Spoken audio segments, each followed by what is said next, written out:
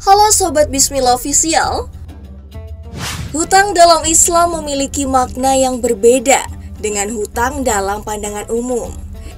Dalam Islam, hutang dianggap sebagai pemberian harta dalam bentuk uang atau yang lain, sebagai bentuk kasih sayang agar orang lain bisa memenuhi kebutuhan hidupnya. Namun Islam juga mengatur tentang hutang piutang agar tidak menimbulkan kerugian dan konflik dalam masyarakat. Tidak ada larangan untuk memiliki hutang dalam Islam. Bahkan Islam menganjurkan untuk menolong orang lain yang sedang kesulitan, apalagi yang sedang terlilit hutang. Seorang muslim dilarang terlibat hutang piutang yang disertai dengan riba atau bunga. Riba atau bunga dianggap sebagai perbuatan yang haram dalam Islam. Islam membolehkan berutang atau memberikan piutang untuk membantu orang lain yang sedang kesulitan. Namun demikian, berutang tidak dianjurkan jika menjadi kebiasaan, apalagi jika tujuannya hanyalah tujuan konsumtif belaka, seperti membeli ponsel baru atau dana untuk membeli kendaraan. Dalam Islam, diajarkan untuk memberikan keringanan, terutama bagi orang yang berutang dan masih dalam kondisi kesulitan. Dalam kondisi demikian, pemberi hutang bisa membebaskan sebagian hutangnya sesuai dengan kerelaan, maupun membebaskan seluruh hutangnya. Dalam pembagian harta pusaka orang Islam, hutang penghutang terhadap si mati adalah termasuk dalam definisi harta pusaka. Islam melarang umatnya untuk meninggal dalam keadaan memiliki hutang. Hutang bisa menjadi pemberat dan penghapus kebaikan kita kelak dihisab di akhirat. Dalam Islam, hutang dianggap sebagai bentuk kasih sayang dan saling membantu antar sesama. Namun Islam juga mengatur agar hutang piutang tidak menimbulkan kerugian dan konflik dalam masyarakat. Oleh karena itu, sebagai seorang muslim kita harus bijak dalam mengelola hutang piutang dan selalu mengutamakan kepentingan bersama. Hutang dianggap sebagai janji yang harus ditepati dan tidak membayar hutang dianggap sebagai perbuatan tercela yang harus dijauhi.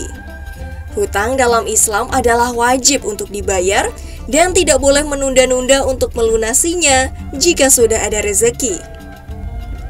Jika seorang tidak bisa membayar hutang dalam Islam, maka sebaiknya ia segera mengadakan musyawarah dengan pihak yang berhak menerima hutang tersebut untuk mencari solusi terbaik.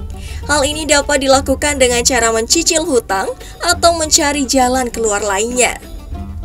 Jika seorang tidak bisa membayar hutang karena kondisi yang tidak bisa dihindari seperti sakit atau kehilangan pekerjaan, maka ia tidak akan dikenai dosa.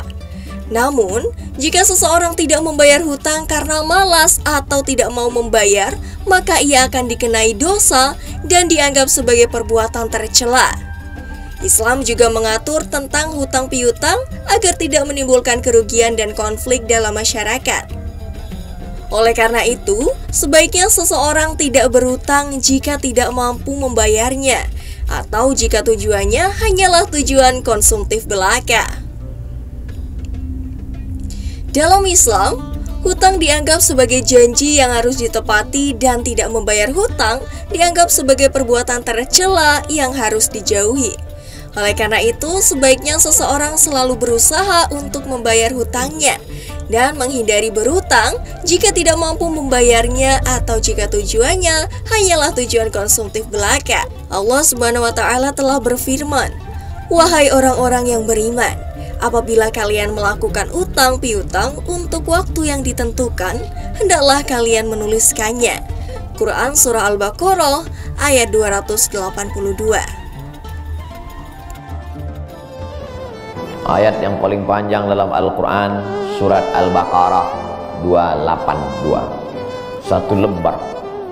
Bukan tentang puasa, bukan tentang sholat, bukan tentang baca Quran, bukan tentang zikir, tapi ayat yang paling panjang tentang bayar hutang. Sholatnya banyak, puasanya banyak, zikirnya banyak, baca Qurannya khatam, tapi kalau bayar utang tak dibayar, di akhirat kau akan cari dia. Oleh sebab itu ada orang mati syahid. Oh, mati syahid, Orang mati syahid nggak merasakan sakratul maut. Orang mati syahid nggak merasakan azab kubur. Orang mati syahid tidak merasakan hisab. Orang mati syahid langsung masuk surga. Ilat dain, kecuali hutang. Makanya kalau ada orang menagih hutang, itu dia bukan pelit, dia sedang menyelamatkan saudaranya dari makan haram. Makanya datang ke rumah dia. Habis pengajian nih langsung datang. Assalamualaikum, waalaikumsalam. Kau mau menagih ya? Aku bukan mau menagih, tapi menyelamatkanmu, anak cucumu, istrimu, tetanggamu dari makan haram. Ya ayyuhallazina amanu, hai orang-orang yang beriman, hai orang yang percaya bahwa setelah mati dia akan hidup lagi menghadap Allah. Idza tadayantum bidainin, kalau kau menjalin transaksi hutang piutang, ila ajalim musamma, sampai ke batas waktu tertentu, faktubuh, tulis, saya pinjam kepada kamu 500.000, akan saya bayar pada bulan Mei. Tahunnya jelas. Banyak juga bulan Mei. Maybe yes, maybe no. Bulan berapa? Bulan Mei tahun 2020. Oke. Sekarang bulan Maret, April, 1 Mei 2020 datang tadi. Kapan kau bayar? Mohon maaf, aku nggak bisa, istriku baru meninggal, anakku pun sakit. Itu jangan kau cerita panjang lebar, tak tahan air mata aku mau menetes. Kalau dia dalam kesulitan, fanaziratun ila maisarah, tunggu sampai dia lapang. Maisarah artinya lapang. Tunggu sampai dia lapang. Setelah dia lapang, datang lagi bulan Juni. Kapan kau bayar? Aku belum bisa. Nampaknya lebih banyak ongkos minyak aku daripada uang yang kutagih. Yang paling bagus, wa anta saddaqu khairul lakum, kau sedekahkan itu lebih baik. Gimana sobat? Menarik bukan? Semoga videonya bisa menambah ilmu dan wawasan sobat semua ya. Dan jangan lupa like dan subscribe serta hidupkan loncengnya agar tidak ketinggalan informasi-informasi menarik. Sampai jumpa di video berikutnya. Bye-bye.